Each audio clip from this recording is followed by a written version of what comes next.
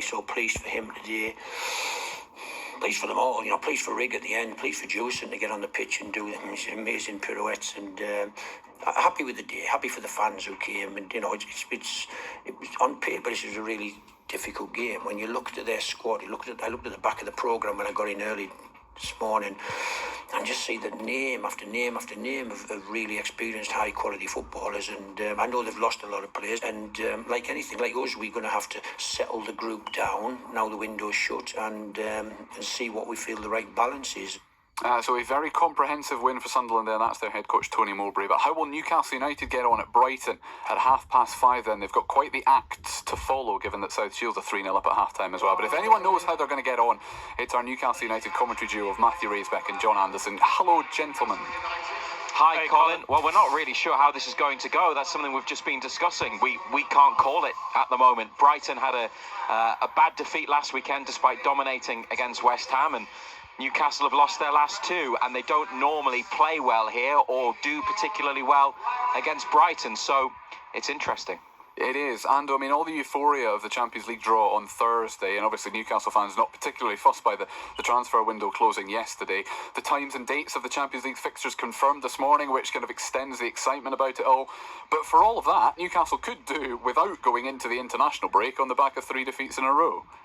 Without a doubt, yeah. I mean, the last thing you want to do, Colin, is go into an international break on the back of 3 consecutive defeats. Because you've got to stew on it for that length of time before you've got your next league game coming up. And then almost immediately after that, you've then got a Champions League game. So you would want to win here today. It's a big game for both sides, because they'll both want to bounce back. As Razor's already said, disappointing here for Brighton the last day against West Ham, and of course us against Liverpool. You're a goal up with 10 minutes to go and ended up losing it, so that was disappointing as well. So both sides will be looking to bounce back today. I'm sure every PA announcer around the country just waits until we're on air before they practice their system tests. But anyway, absolutely. Just one for you, Razor, as well, because a couple of players went off injured, one looking a little bit more serious than the other last time out against Liverpool, Sven Botman and Joey Linton. But I guess there is actually a chance we could see both of them back today. Yes, Eddie Howe says there's a small possibility that Botman will play. That would appear to be a surprise given how much pain he seemed to be in last weekend. But until we know for certain, you can't really discount him. And Joe Linton, well, he hasn't done much training this week either, but Eddie Howe said he was feeling better towards the weekend.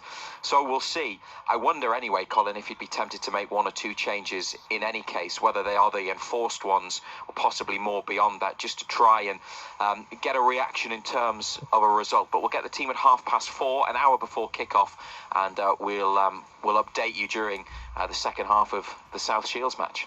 Please do. Matthew Raisbeck, John Anderson, thank you very much to both of you for the moment. We will be back down at the Amex from around about 5 o'clock. The kickoff is at 5:30. Just time to tell you as well, in Rugby League's Championship, Newcastle Thunder, who cannot afford to lose this afternoon, and they are playing Toulouse, and they are 18 down at half-time at Kingston Park. But that is a little bit closer than it has been between